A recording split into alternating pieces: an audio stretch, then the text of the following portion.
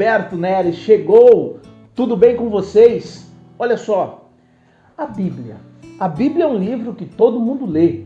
A Bíblia é um livro que todo mundo conhece. A Bíblia é um livro que ele é o mais lido em todo o mundo. Mas presta atenção, ela é para você remédio, ela é para você alimento ou ela é para você diversão? O que essa Bíblia é para você? Ela é remédio, ela é alimento ou ela é diversão? A gente precisa entender uma coisa. Deus ele se revela através da palavra. E essa Bíblia, ela tem muita coisa. Eu tenho a minha aqui, a Santa Bíblia. Ela tem ferramentas maravilhosas para nos ajudar. Ela tem fundamentos para nos fortalecer. E ela tem direção para a gente. Será que a gente entende a Bíblia dessa forma? Será que a gente entende a palavra dessa maneira? Então, quando eu digo para você que a Bíblia é remédio, em que a Bíblia pode me curar? A Bíblia pode te curar da ansiedade. Uau! A ansiedade, ela é o excesso do futuro. Aí a Bíblia diz assim, ó: não estejam ansiosos por nada, mas antes de tudo, a sua oração e súplica e ações de graça sejam conhecidas diante de Deus. A Bíblia tem um remédio para a sua ansiedade. A Bíblia tem um remédio para a sua depressão. A depressão é o excesso do passado.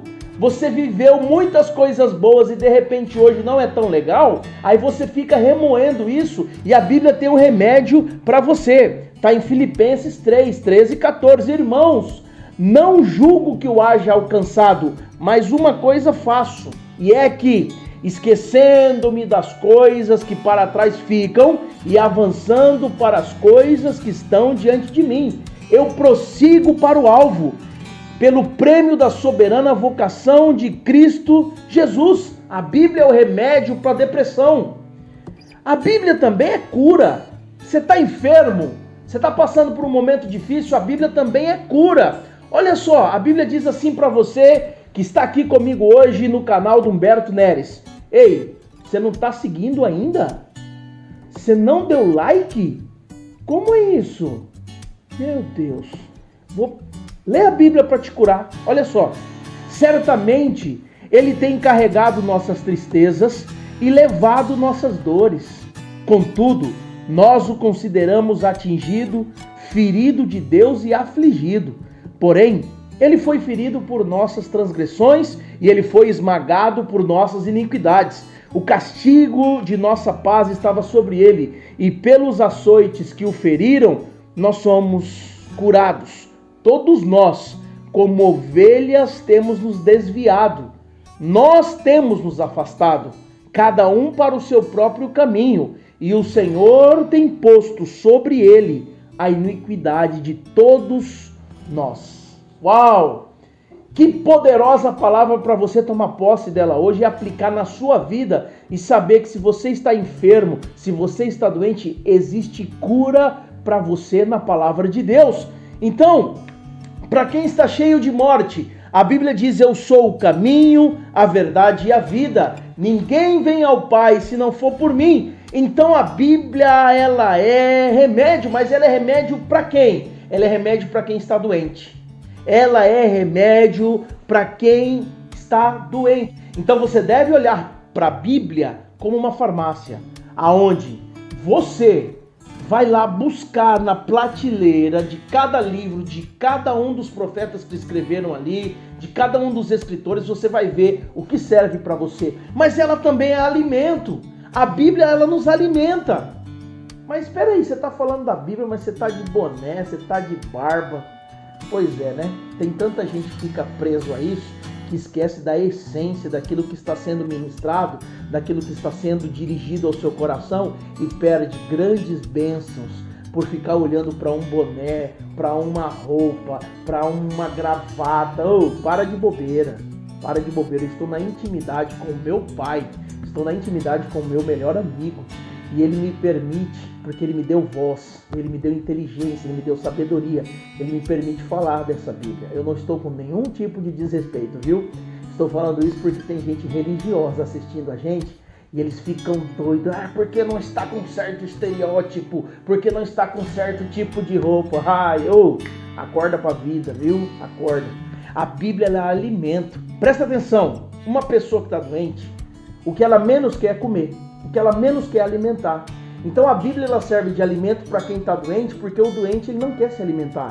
A Bíblia serve de remédio para isso. Mas depois que ela cura, ela traz o alimento. E o alimento é nessa fase que você já passou pelo tratamento. Você já começou a conhecer, aí você começa a se alimentar. É por isso que Deus é chamado de pão vivo. Ele é o pão vivo que desceu do céu. E por que pão? Porque pão é o alimento mais fácil de encontrar na terra. É o alimento mais barato. Todas as nações têm pão.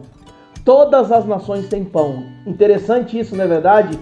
Que bom que todas as nações têm pão.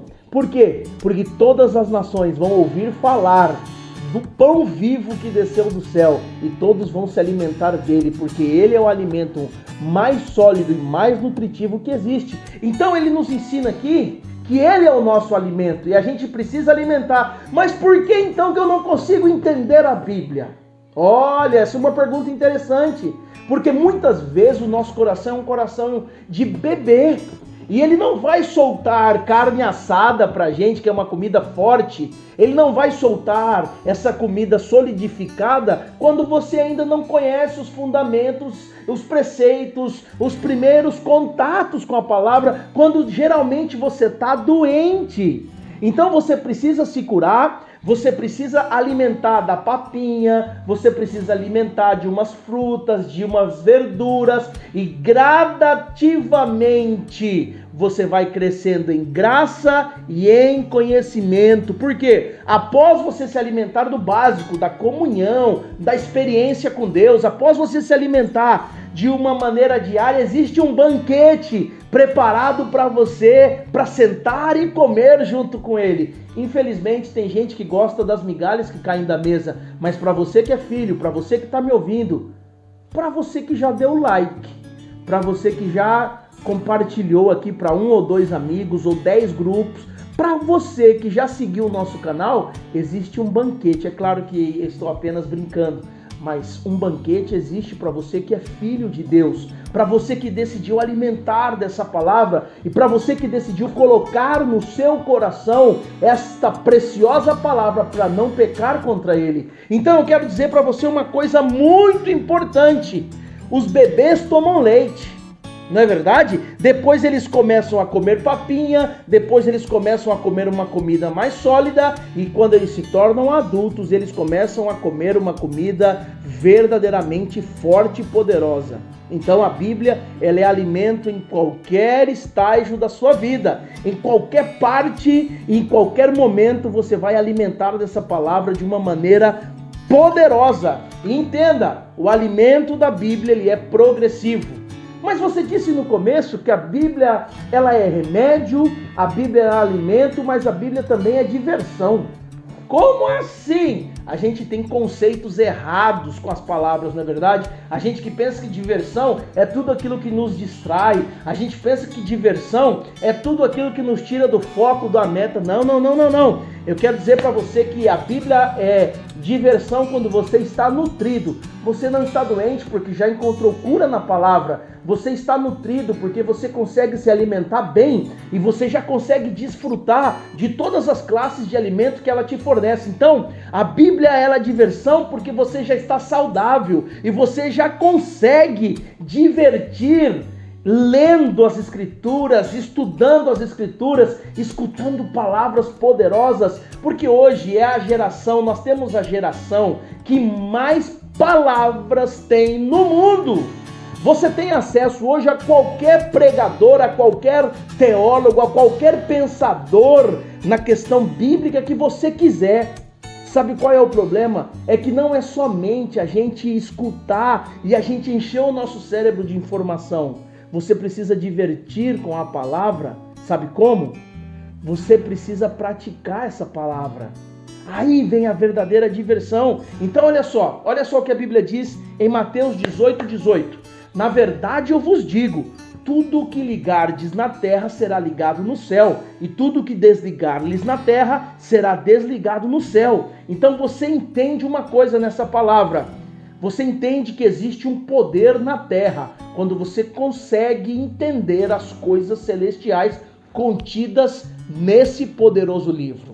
Existe um poder na terra. Aí você começa a perceber que o que está escrito aqui é muito sério e precisa ser verdadeiramente degustado e precisa ser vivido de uma maneira sobrenatural. Então as instruções que estão aqui é para trazer diversão para a sua vida. O que é diversão, Humberto? É desfrute. Você começa a desfrutar. Você começa a perceber que Jesus não quer só servo. Jesus quer amigo. Amigo senta para conversar. Amigo come do churrasco. Amigo sai para divertir. Amigo ri. Ei, que tipo de evangelho é esse que a gente tem vivido a duras penas? É somente sofrimento? E a gente precisa entender uma coisa: não pense que algo divertido fará com que diminua algo sagrado. A Bíblia é sagrada. Aqui diz Santa Bíblia, santa. Ou seja, é uma coisa, é uma escritura antiga, não velha, antiga, porque tem muito valor e tem valor para transformar a nossa vida. Não deixa jamais de ser sagrada porque é divertido. Mas por que a gente precisa colocar uma roupa que quando a gente vai entrar na presença de Deus, acabou o sorriso? Ah, agora estou na presença de Deus. Ops! Crianças não conversem, adultos não riam. Ah, não é assim. Não seja um religioso. Não seja um religioso. Seja um amigo que senta para desfrutar, entende? Que sente para viver algo poderoso. Então, olha só. Ou você vai ter a Bíblia como remédio, ou você vai ter a Bíblia como alimento, ou você vai divertir com essa palavra. Ou você já passou por esses três processos. E agora chegou o momento de desfrutar da palavra. Desfrute, quebra esse tabu na sua vida. Quebra. Muita gente se afastou de Deus, se afastou da igreja, sabe por quê? Porque na forma da gente interpretar a Bíblia, a gente colocou muito peso onde não tinha peso. Eu não estou dizendo que não é sagrada, que não é séria, que não exige renúncia, mas tem muita coisa que o homem criou como regra, que Deus, ele nem aí ele está. Tem muita gente, vou falar baixinho, fazendo a obra de Deus sem Deus. Tem muita gente fazendo a obra de Deus sem Deus. Deus não está lá. E você? Você vai continuar pensando dessa forma? Você vai continuar agindo dessa maneira? Eu quero trazer você hoje para você entender que este livro é sagrado, que este livro é poderoso, que este livro é sério. Mas a gente não pode limitar ele ou interpretar ele com as nossas visões humanas e colocar Deus como uma figura tão distante que a gente não pode alcançar, sendo que ele está dentro de nós. Olha só, certa vez uma criança perguntou ao seu pai: pai, como é que eu sei que Deus existe? Aí o pai falou assim: vem aqui. E aproximou-se de um aquário. E nesse aquário, quando o pai colocou o rosto, o peixinho que estava lá dentro correu e se escondeu. Aí o filho disse: por que nós estamos nesse aquário? O pai falou: tá vendo aquele peixinho? Aquele peixinho tem medo de nós. Porque nós somos criaturas grandes. Ele não sabe a nossa real intenção. Então, eu quero dizer para você que essa figura, esse relato, é como Deus relaciona com a gente. Ele falou: uai, mas a gente tem que correr de Deus como um peixinho com medo. Ele disse: aí está o segredo. Se Deus aparecer para a gente agora, meu filho, a gente vai se assustar e vai se esconder. porque Deus é uma glória imensa, maravilhosa. Aí sabe o que Deus fez? Ele falou assim, sabe o que eu preciso fazer? Em vez de eu aparecer e assustar, eu vou colocar um peixinho lá dentro, para ser igual a esse peixinho que está lá. E aí ele fez com que Jesus descesse na terra e por 33 anos viveu conosco para mostrar para a gente que é possível viver com comunhão com Deus. Uau! E esse peixinho então entrou. Aí ele disse, eu vou fazer algo melhor. Agora eu vou pegar o Espírito Santo e ele não mais vai viver aí com vocês, mas ele vai viver dentro de cada um de vocês.